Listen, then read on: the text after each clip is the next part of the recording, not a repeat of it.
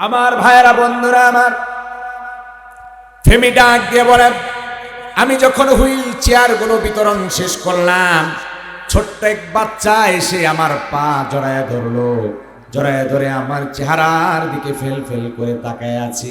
আমি ডাক দিয়ে বলি, সন্তান, তোমার কি আরো কিছু লাগবে নাকি?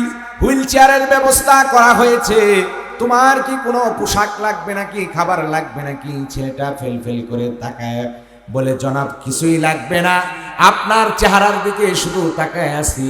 ফেমি বলে, কেন আমার চেহারার ভেতরে তাকায় আছো? আমার চেহারায় কি লাভ?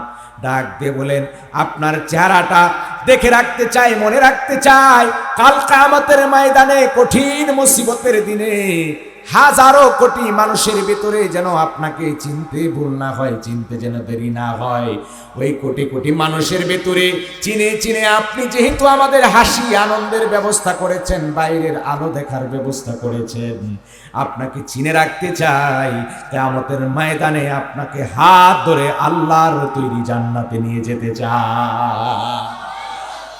ফেমি ডাক দিয়ে বলে, ওই মুহূর্তটা আমার সুখ ছিল। সারা জীবনটা অর্থের পেছনে কাটাইছি, কেউ সুখের গ্যারান্টি দেয় নাই। সারাটা জীবন ভালো ভালো খেয়েছি পড়েছি, কেউ সুখের গ্যারান্টি দেয় নাই। ওই দিন ওই মাহফিলটাতে ছোট্ট বাচ্চা ডেকে বলে, হাসরের ময়দানে জান্নাতের গ্যারান্টি। ছোট্ট মাসুম বাচ্চা, যার গায়ে কোনো গুনাহ নাই, ওই মাসুম বাচ্চা যদি জান্নাতের গ্যারান্টি যখন আমাকে দিয়েছে, আমার বিশ্বাস ওই দিনটাই আমার সুখের দিন ছিল। নাইজেরিয়ান এক ব্যবসায়ী ছিলেন, এখন আছে, ফেমি উতদোলা। ফেমি উতদোলা অনেক টাকা পয়সার মালিক, অনেক বড় সম্পদের মালিক। ওর সাক্ষাৎকার নেওয়া হচ্ছিল। সাংবাদিক জিজ্ঞাসা করে, আপনি এত কিছুর মালিক, আপনি জীবনে সুখ পেলেন কোথায়? সুখ পেয়েছেন কখন? বলে, আমার জীবনটাকে 4টা ভাগে ভাগ করেছিলাম। আমি সুখের জন্য চিন্তা করলাম যে অনেক সম্পদ আমার দরকার।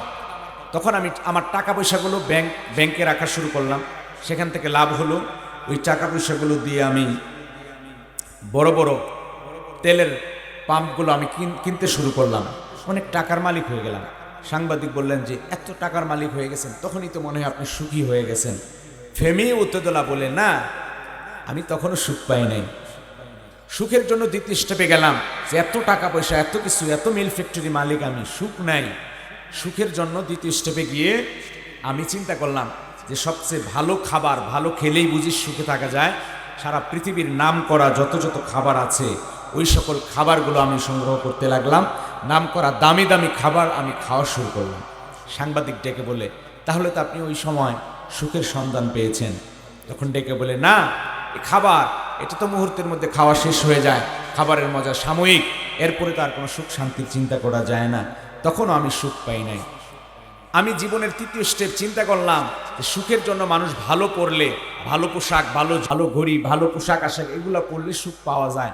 সারা ওয়ার্ল্ডের নাম করা দামি দামি ব্র্যান্ডের পোশাক পরা শুরু করলাম, দামি দামি ব্র্যান্ডের জুতা পরলাম, ঘড়ি পরলাম, চশমা পরলাম। সাংবাদিক বলে, এই সময় বুঝি আপনি সুখ পেয়েছেন? বলে, না, তখন আমি আমার সুখ পাই নাই।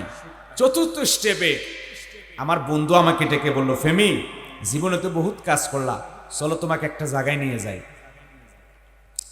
এই নাইজেরিয়ান ব্যবসায়ী, তাকে নিয়ে যাওয়া হলো একটি এতিমখানায়, যেখানে 200 ছাত্র আছে। সাধারণ এতিম না, কোনো কারো পা নাই, কারো হাত নাই, এমন এতিমদের কাছে নিয়ে যাওয়া হলো। ওই নাইজেরিয়ান এই ব্যবসায়ীর কাছে, এই ব্যবসায়ীকে তাদের কাছে নিয়ে যাওয়া হলো। তার বন্ধু ডেকে বলে, এই এতিম যারা আছে এদেরকে, এই 200 জন এতিমের হুইল চেয়ার জানেন তো আপনারা, চাকা ঘোরায় চলে, যাদের পা নাই, হাঁটতে পারে না, 200 এতিমের হুইল চেয়ারের ব্যবস্থা করবা। ফেমি ডেকে বলে, এটা কোনো ব্যাপার হলো? 200 হুইল চেয়ার, এটা তো আমার কাছে কোনো ব্যাপারই না, দাও, কিনে দাও। কিনে দেওয়া হলো। এবার তার বন্ধু বলে, না, এটা কেনা হয়েছে, এটা বিতরণ করার জন্য একটা মাহফিল হবে, একটা আয়োজন হবে, সেখানে তোমার হাত দিয়ে বিতরণ হবে। তো সাংবাদিক বলে, আপনি যখন এই ভালো কাজটা করেছেন, আপনি হয়তো তখন সুখ পেয়েছেন। ফেমি বলে, না, তখনও আমার জীবনে সুখ আসে নাই। সুখের জন্য একটা মুহূর্ত এমন ছিল, মাহফিলের আয়োজন হয়ে গেল, আমি নিজে হাতে হুইল চেয়ারগুলো দিলাম। ছেলেগুলা যারা চলতে পারে নাই, হাঁটতে পারে নাই, হুইল চেয়ারের চাকা ঘুরায়া মাঠের ভেতরে হাঁটতে লাগলো, হাসতে লাগলো, আনন্দিত হতে লাগলো। বলে, তখন তো আপনি সুখ পেয়েছেন। বলে, তখনও আমি আমার সেই কাঙ্ক্ষিত সুখটা আমি পাইনি। আমার ভাইয়েরা, বন্ধুরা আমার, ফেমি ডাক দিয়ে বলেন, আমি যখন হুইল চেয়ার গুলো বিতরণ শেষ করলাম, ছোট্ট এক বাচ্চা এসে আমার পা জড়ায় ধরলো, জড়ায় ধরে আমার চেহারার দিকে ফেল ফেল করে তাকায় আছে। আমি ডাক দিয়ে বলি, সন্তান, তোমার কি আরো কিছু লাগবে নাকি? হুইল চেয়ারের ব্যবস্থা করা হয়েছে, তোমার কি কোনো পোশাক লাগবে নাকি, খাবার লাগবে নাকি? ছেলেটা ফেল ফেল করে তাকায় বলে, জনাব, কিছুই লাগবে না, আপনার চেহারার দিকে শুধু তাকায় আছি। ফেমি বলে, কেন আমার চেহারার ভেতরে তাকায় আছো? আমার চেহারায় কি লাভ? ডাক দিয়ে বলেন, আপনার চেহারাটা দেখে রাখতে চাই, মনে রাখতে চাই, কাল কিয়ামতের ময়দানে কঠিন মুসিবতের দিনে হাজারো কোটি মানুষের ভেতরে যেন আপনাকে চিনতে ভুল না হয়, চিনতে যেন দেরি না হয়। ওই কোটি কোটি মানুষের ভেতরে চিনে চিনে আপনি যেহেতু আমাদের হাসি আনন্দের ব্যবস্থা করেছেন, বাইরের আলো দেখার ব্যবস্থা করেছেন, আপনাকে চিনে রাখতে চাই, কিয়ামতের ময়দানে আপনাকে হাত ধরে আল্লাহর তৈরি জান্নাতে নিয়ে যেতে চাই। ফেমি ডাক দিয়ে বলে, ওই মুহূর্তটা আমার সুখ ছিল, সারা জীবনটা অর্থের পেছনে কাটাইছি, কেউ সুখের গ্যারান্টি দেয় নাই। সারাটা জীবন ভালো ভালো খেয়েছি পড়েছি, কেউ সুখের গ্যারান্টি দেয় নাই।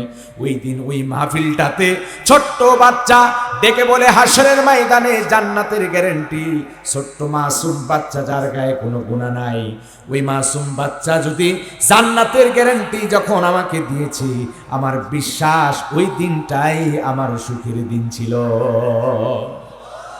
এই জন্য আপনার আমার এই যে সম্পৃক্ত সামান্য সময়, বৃষ্টি জোরে হলে তো আমরা থাকতেও পারবো না, কিছু সময় আমরা যে এখানে থাকলাম, এই যে উলামায়ে কেরাম, আলেমদের সাথে, মুরব্বিয়ানে কেরাম, হাজিয়ানে কেরামদের সাথে একসাথে আমরা বসলাম, ছোট্ট মাসুম বাচ্চাদের সাথে, হাফিজদের সাথে, এই উসিলা আল্লাহ আমাদের মাফ করতে পারেন কি পারে না?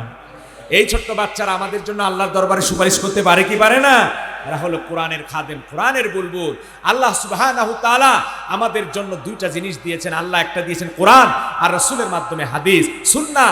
এই দুইটা জিনিস যদি আমরা আঁকড়ে ধরতে পারি, কোরআনের সাথে সম্পর্ক রাখতে পারি, আর রাসূলের সুন্নত যদি ধরতে পারি, আল্লাহ আমাদের জীবনকে সুখময় করে দিবে, শান্তির জীবন আল্লাহ তাআলা আমাদেরকে দান করে দিবে। কোরআন মেনে চলা দরকার আছে না নাই? সেই নবীর সুন্নত মানা দরকার আছে না নাই? নবীজির রওজা মুবারক জিয়ারত যে করবে, আল্লাহর হাবিব বলেন, মান যারা কাবারি ওয়াজাবাত লাহু শাফাআতি, আমার রওজা যে জিয়ারত করবে তার জন্য আমি নবী জান্নাত সুপারিশ করা ওয়াজিব হয়ে যায়।